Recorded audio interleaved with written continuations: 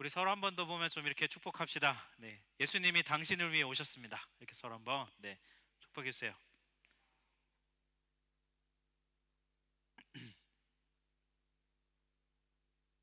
네, 성탄절 다가오면 자녀가 있는 부모님들은 고민되죠. 올해 애들 선물 뭘 사줘야 되나 이런 고민이 좀 됩니다. 저희 아들도 이제 뭐 청소년이 되면 이제 더 이상 요구하지는 않는데 예전에 어릴 때는 아이들이 선물을 받았어요. 한 번은 좀 이런 생각이 들었습니다. 아이들에게 그냥 선물을 주면 별 좀 시시하고 재미가 없는 것 같아서 좀 아이들이 보물찾기 형식으로 선물을 찾을 수 있도록 해봤어요. 이렇게 단서를 하나씩 이렇게 숨겨놓고 애들이 단서를 하나씩 찾으면서 선물을 발견하는 기쁨이 막 커지기를 기대하는 마음으로 그런 걸 했었는데요.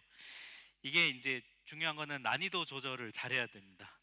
난이도 조절을 잘하면 애들이 막 갈수록 신나하면서 막 하지만 난이도 조절에 실패하면 중간에 문제를 풀기 싫어하고 막 화를 내고 그냥 선물 내놓으라고 막 짜증을 내기 때문에 난이도 조절을 좀 잘 해야 되죠. 어, 저는 이 대림절을 보내면서 이런 생각이 좀 들었어요. 우리도 지금 예수님의 오심을 기다리는, 어떻게 보면 선물을 기다리는 것 같은 시기를 보내고 있는데 하나님은 우리에게 난이도 조절을 잘 하셨을까? 하나님은 난이도 조절을 혹시 잘 하고 계신 걸까?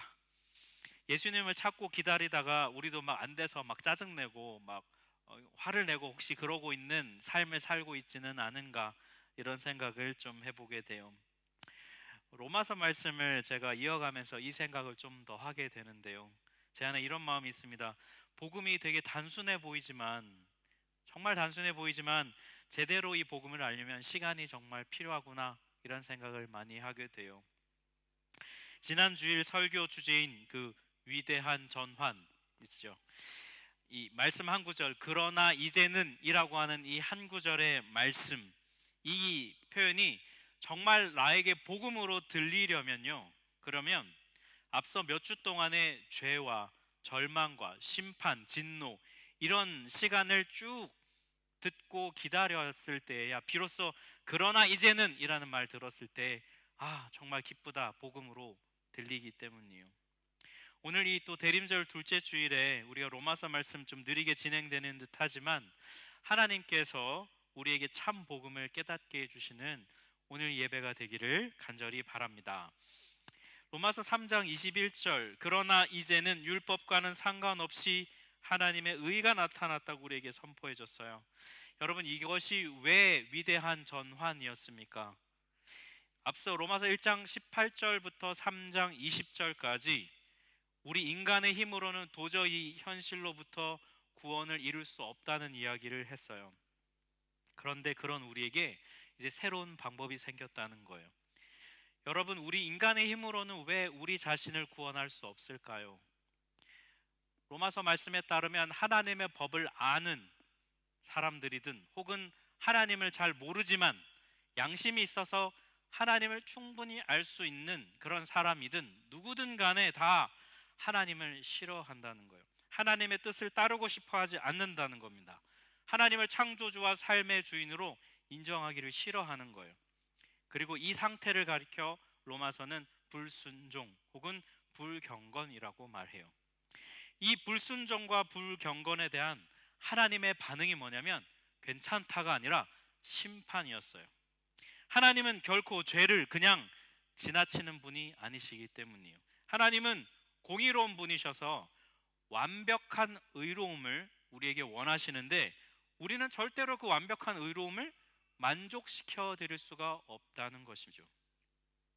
간혹 여러분, 우리 눈에 보기에 어떤 사람은 정말 착하다, 저 사람 정말 법 없이도 살 사람이다 라고 말할 수 있지만, 그러나 하나님의 완벽하신 의로움 앞에서는 어떤 사람도 결코 그것을 만족시킬 수 없다, 다 불합격이라고 말씀을 나누었었죠. 그래서 우리 모두가 다 결국은 하나님의 진노와 심판 아래에 놓여 있다, 이게 로마서 1장 18절부터 3장 20절의 내용의 핵심이에요. 그런데 이제 우리에게 한 줄기 소망이 생겼습니다. 인간이 도달할 수 없는 그 완벽한 의로움을 얻을 수 있는 방법을 하나님이 직접 개발해 주셨다는 거예요. 그리고 그 의로움을 우리에게 주신다는 겁니다. 그래서 그 의로움을 우리가 받아들이면 하나님과의 관계가 회복되는 것. 이게 바로 로마서가 말하는 복음이 작동되는 방식이에요. 그리고 바로 이 점이 기독교가 타 종교나 다른 철학이나 윤리와 다른 핵심 이유가 바로 여기에 있어요. 그렇다면 여러분, 우리에게 중요한 것은 무엇이냐면 도대체 하나님이 만드신 그 완벽한 의로움을 우리가 어떻게 받을 수 있는가, 그 방법이 우리에게 중요하겠지요. 하나님이 만드셔서 주시는데 우리가 받지를 못하면 소용이 없는 거잖아요. 그래서 오늘 본문 말씀은 하나님이 만드신 완벽한 의로움을 우리가 어떻게 받을 수 있는가, 그 방법에 대한 내용을 우리에게 설명해 주는 내용이에요. 크게 두 가지 방법을 우리에게 설명해 주고 있어요. 첫 번째, 하나님의 의를 받는 방법은 뭐냐면 그리스도를 믿는 것입니다. 오늘 보면 3장 22절 새 번역본인데 우리 한 목소리로 합독하겠습니다. 그런데 하나님의 의는 예수 그리스도를 믿는 믿음을 통하여 오는 것인데 모든 믿는 사람에게 미칩니다. 네, 예수 그리스도를 믿어야 하나님의 완벽한 의로움을 얻을 수 있어요. 그러니까 쉽게 말해서 우리가 예수를 믿어야 구원을 받는다 이렇게 말을 하잖아요. 여러분, 이게 너무 당연해 보이는 말이지만 굉장히 중요한 부분입니다. 여러분, 믿음이 뭔가요? 믿음이라는 단어에 대해서 제가 국어 사전을 찾아봤어요. 그랬더니 국어 사전에 뭐라고 나오냐면 어떤 대상이나 진리를 믿는 마음이 믿음이래요. 여러분, 이게 무슨 말입니까? 믿는 마음이 믿음이 이게 뭐야? 그 때려치우고 헬라어에 보면 헬라어의 믿음을 피스티스라고 말해요. 근데 이 피스티스라는 단어가 성경에서 두 가지 뜻으로 번역이 됩니다. 첫 번째는 신실함, 그리고 두 번째는 신뢰라는 뜻으로 번역이 돼요. 신실함으로 이 피스티스를 번역하면 그 피스티스를 가지는 주체가 중요합니다. 예를 들어서 나는 하나님께 신실하다 이렇게 말할 때 중요한 거는 신실하다는 주체인 나예요. 그죠? 네. 내가 신실한 거니까. 그런데 피스티스를 신뢰라고 번역하면 피스티스를 가지는 주체가 아니라 믿음의 대상이 중요합니다. 예를 들어 나는 하나님을 신뢰합니다 이렇게 말을 하면 여기서 중요한 거는 강조점은 주체인 내가 아니라 신뢰의 대상인 하나님이 더 중요하다는 거예요. 그러면 여러분, 여기 22절에 예수 그리스도를 믿는 믿음을 통해 하나님의 의가 온다 할 때 여러분, 여기 나오는 이 믿음 피스티스를 신실함으로 번역해야 될까요? 아니면 신뢰라고 번역해야 될까요? 여러분, 어떻게 보세요? 네, 정답입니다. 다행이네. 문제 내는데 틀리면 어떡할까 했는데 네, 내용 전개 흐름상 신뢰로 번역하는 것이 좀 자연스러워요. 이 구절에서 강조하는 건 뭐냐면 내가 믿는다는 것 자체가 아니라 믿음의 대상이신 예수 그리스도가 훨씬 중요해요. 왜냐하면 앞서 봤듯이 이제 드디어 하나님의 새로운 의가 나타났잖아요. 그리고 그 의는 바로 예수 그리스도이시기 때문에 여기서는 이 피스티스는 신뢰로 번역합니다. 즉 내가 믿는다가 중요한 게 아니라 누구를 믿느냐, 이게 좀 더 중요하다는 것이죠. 이어지는 25절에 보면 이걸 좀 더 자세히 설명하고 있어요. 하나님께서는 이 예수를 속죄 제물로 내주셨습니다. 그것은 그의 피를 믿을 때에 유효합니다. 여러분, 하나님께서 완벽한 의로움을 나한테 주시려고요, 죄 없는 당신의 아들 예수를 나를 위한 속죄 제물로 내주셨어요. 그러니 우리가 그 의로움을 받으려면요, 다른 걸 믿으면 안 돼요. 바로 예수님의 십자가의 속죄의 피를 믿어야 하는 거예요. 그래서 여러분, 결국 믿음이라는 건 뭐냐면 받아들이는 거예요.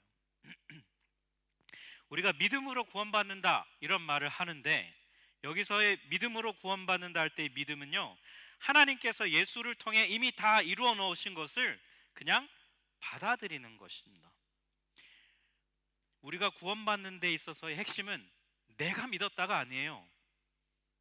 만약 내가 믿었다는 걸 강조한다면 우리는 그 믿음을 나의 의로움으로 여길 거예요. 나의 자랑거리로 여길 것입니다.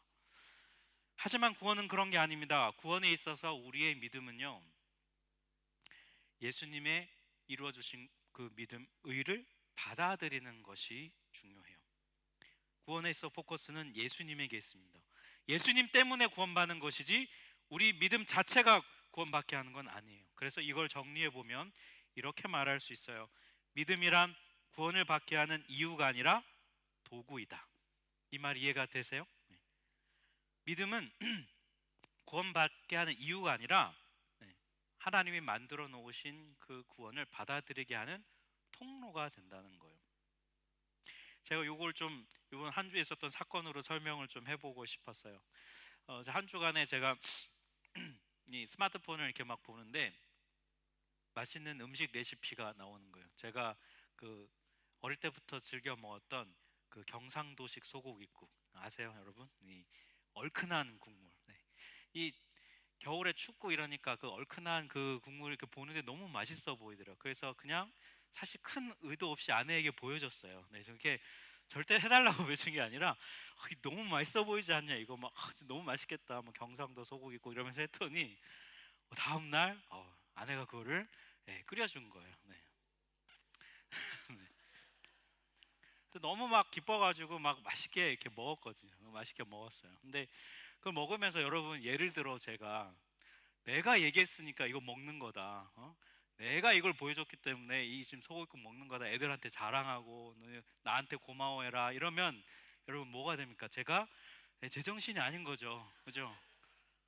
여러분, 이 소고기국이 이 경상도식 소고기국이 은혜잖아요. 은혜. 하나님 만드신 완벽한 의로움. 예를 들면 그렇다는 거예요. 그거를 나는 뭐 한 거예요? 그냥 먹은 거잖아요. 네, 내 것으로 받아들인 거죠. 이러면 이게 믿음이란 거예요. 여러분, 분명히 나중에 경상도시 소고기 공방 설교 끝나고 생각나실 것 같아서 제가 말씀드리는 거예요. 나는 먹었을 뿐이에요. 이게 여러분 믿음입니다. 하나님이 다 만들어 놓으신 예수를 통해 완성하신 의로움을 우리는 그냥 받아들일 뿐이라는 거예요. 여러분, 이런 관점으로 믿음으로 구원받는다라는 말을 이해하면 이런 뜻도 돼요. 더 이상은 나 자신을 의지하지 않겠다. 더 이상 내 힘으로 구원받으려 하지 않겠다. 이것과 여러분 똑같은 의미가 돼요. 사랑하는 성도 여러분, 하나님의 의로움이신 예수 그리스도께 우리가 집중해야 합니다. 그분을 그저 받아들이는 거예요.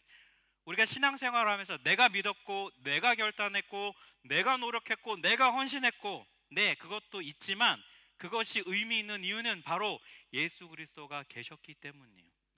하나님 그 의로움을 주셨기 때문입니다. 그러니 여러분, 나의 믿음을 내세우기보다 이 대림절의 시기에 예수님을 더 높이고 그분을 찬양하는 이 대림절이 되시기를 축복합니다. 두 번째, 하나님의 의를 받는 두 번째 방법은 뭐냐면 값없이 받는 거예요. 오늘 보면 24절 말씀 한 목소리로 합독하겠습니다. 그리스도 예수 안에 있는 속량으로 말미암아 하나님의 은혜로 값없이 의롭다 하심을 얻은 자 되었느니라. 여러분, 여기 값없이 받는다는 말에는 두 가지 의미가 담겨 있습니다. 먼저 첫 번째, 값없이 받는다는 말은 우리 쉽게 생각하면 내가 값을 지불할 필요가 없다는 거예요. 공짜라는 겁니다. 왜냐하면 25절에 보니까 하나님께서 예수를 속죄 제물로 내주셔서 값을 지불하셨기 때문이에요. 하나님이 대신 계산해 주셨기 때문에 공짜로 얻을 수 있게 됐다는 거예요.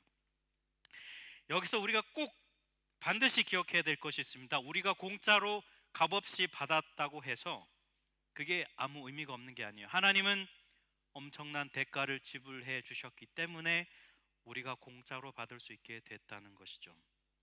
하나님은 공의로운 분이셔서요, 절대로 죄를 그냥 슬쩍 눈 감아 주실 수 있는 분이 아니에요. 하나님은 단돈 1센트도 깎지 않고 정확하게 십자가에서 다 값을 지불하셨어요. 그래서 우리가 값없이 받을 수 있는 것이죠. 제가 요 의미를 설명하려고 보다 본 주중에 예능 프로 이런 게 나오더라고요. 가수 김범수 씨 아시죠? 여러분 보고 싶다로 유명한 가수 김범수 씨가 좀 특이한 게 있는데 자기가 정말 많은 콘서트를 하고 공연을 하는데요. 절대로 공짜 초대권을 주지 않는데요. 네.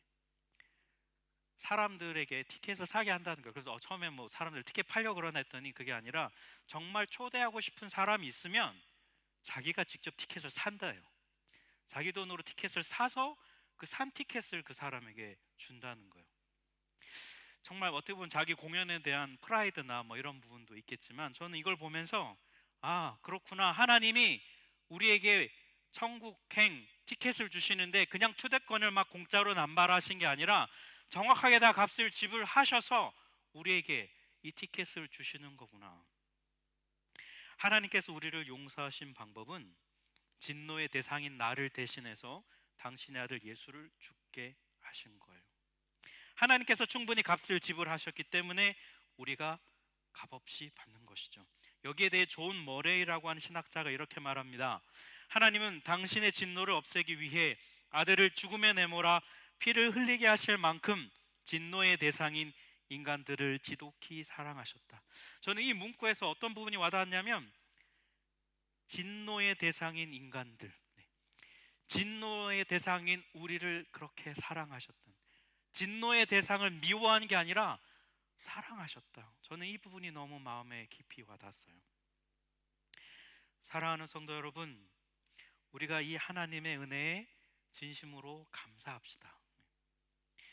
우리는 진노와 심판을 받아야 할 사람들이에요, 여러분. 우리가 멀쩡한 사람들이 아닙니다. 그런 우리가 여러분 내가 뭐라고 우리를 사랑하셔서 나 대신 당신의 아들을 죽게 하셨을까요? 이 하나님의 값없는 사랑을 찬양하는 이 대림절이 되기를 바라요. 그런데 여러분, 이 값없이 받는다는 것에는 또 다른 두 번째 의미가 담겨 있어요. 그 뭐냐면 우리가 값을 지불할 능력이 안 된다는 거예요. 3장 24절 말씀, 그리스도 예수 안에 있는 속량으로 말미암아 하나님의 은혜로 값없이 의롭다 하심을 받은 자 되었다. 여기 속량이라는 이 단어는요, 여러분 구약 성경에 나오는 단어예요. 이게 뭐냐면 농경 시대에 농사를 짓다가 농부가 뭐 자연재해나 가뭄이나 기근 때문에 이 소출이 없어서 그의 생계가 어려워지면 어떻게 하냐면 빚을 내는 거죠. 그런데 그 상황이 계속 지속되고 악화되면 결국 땅을 팔게 되고 결국 자기 자신이 노예로까지 팔리게 되는 상황이 와요. 그러면 여러분 그 사람은 평생 이래도 그 상황에서 벗어날 수가 없어요. 이전으로 돌아가기가 어렵습니다. 그래서 하나님께서 그런 상황을 막아주시고자 만드신 제도가 있어요. 그게 바로 고엘이라는 제도입니다. 레위기 25장 25절을 보면 너의 친척 가운데 누가 가난해서 그가 가진 유산으로 받은 땅의 얼마를 팔면 돈이 없어서 땅을 팔았다는 거예요. 그러면 어떻게 되냐면 가까운 친척이 그 판 것을 대신 갚아줘요. 그래서 그가 땅을 다시 찾을 수 있게 해주라는 거예요. 물은다는 말은 원래대로 회복시킨다는 말이죠. 그럼 빚 갚을 능력이 없는 사람의 친척이 그 빚을 대신 갚아주어서 그가 다시 자기 땅을 찾게 하는 것, 이걸 가리켜 고엘이라고 해요. 근데 바울이 이 고엘이라는 이 시스템을 지금 우리 구원에다가 지금 갖다가 적용하고 있는 거예요. 3장 23절을 보면 모든 사람이 죄를 범했다고 했습니다. 여러분, 죄의 주도권을 우리가 다 내어 주었어요. 죄의 노예가 되어 버렸습니다. 그 증거가 뭐냐면 우리 힘으로는 죄에서 벗어날 수가 없다는 거예요. 죄 안 지어야지 하면서도 그럴 수 없다는 거예요. 그게 우리가 죄의 노예라는 증거잖아요. 그런데 이 죄로부터 자유케 될 수 없는 우리를 위해 대신해서 하나님은 그 아들 예수를 십자가에서 죽게 하셨어요. 그 값을 지불하셨습니다. 그래서 죄값을 지불하셔서 우리를 죄로부터 자유케 해주셨다는, 하나님이 우리의 고엘이 되어 주셨다는 것이죠. 모든 사람이 죄를 범하였다, 이 말은 반드시 모든 사람에게 하나님이 주시는 의로움이 필요하다는 말입니다. 우리 스스로 만들 수 없다는 거예요.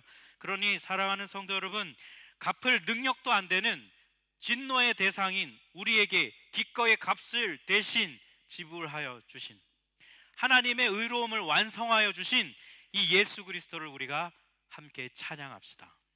이 대림절 절기에 그 예수님을 기억하며 그 은혜를 마음에 되새기는 우리가 되기를 간절히 바라요.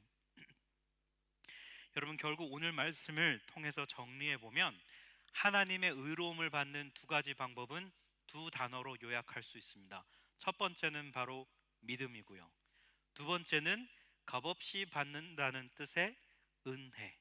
믿음과 은혜, 이 두 가지가 바로 하나님의 의로움을 받는 방법이에요. 이거를 바울이 에베소서에서 아주 잘 정리해 놓았습니다.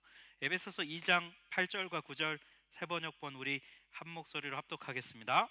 여러분은 믿음을 통하여 은혜로 구원을 얻었습니다. 이것은 여러분에게서 난 것이 아니요 하나님의 선물입니다. 행위에서 난 것이 아닙니다. 그러므로 아무도 자랑할 수 없습니다. 이 구절에 의하면 우리의 구원에 있어서 믿음과 은혜, 여러분 둘 중에 무엇이 더 우선순위로 보이세요? 여러분, 네, 은혜가 중요하죠. 여러분, 마치 이런 겁니다. 막 목이 말라 죽을 지경이에요. 지금 물을 먹지 않으면 당장 죽을 것 같아요. 그래서 막 찾아보니까 다행히 수도꼭지를 발견해서 그걸 틀어서 물을 마셨어요. 그러면 여러분, 나를 살린 건 물입니까? 수도꼭지입니까? 물이잖아요, 그죠? 수도꼭지였어요? 네. 물이 은혜라면요, 물이 은혜라면 그걸 트는, 수도꼭지를 트는 행위가 바로 믿음이라는 거예요.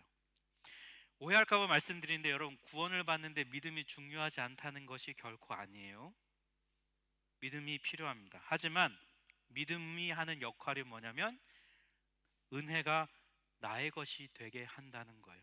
그런 의미에서 믿음은 소중해요. 믿음 그 자체가 대단한 게 아니라 은혜가 내 것이 되게 하는 의미에서 믿음이 의미가 있다는 거예요. 왜 자꾸 이런 말씀을 드리냐면요, 믿음을 가지고 자랑하지 말라는 겁니다. 내가 믿었다는 사실이 중요하다고 착각하는 그리스도인들이 교회 안에 많이 있기 때문이에요. 우리가 살고 있는 이 독일 땅, 이 서구 사회는요, 근대 계몽주의를 지나면서 인간의 이성의 뛰어남을 많이 강조하고 찬양했어요. 대표적인 또 철학 칸트라는 철학자가 있잖아요. 인간의 이성을 모든 판단의 기준으로 세운 그 영향이 여전히 오늘날 우리에게도 있습니다. 나의 판단, 나의 생각, 나의 경험, 이런 것들을 모든 것의 기준으로 삼기 시작했어요. 그러다 보니까 은혜보다는 왠지 내가 믿은 것이 더 중요하다고 여기는 마음들이 우리 안에 있거든요. 그런 사람들은 바울의 이 고린도전서 4장 7절 말씀을 주목해 보세요. 너에게 있는 것 중에 받지 아니한 것이 무엇이냐?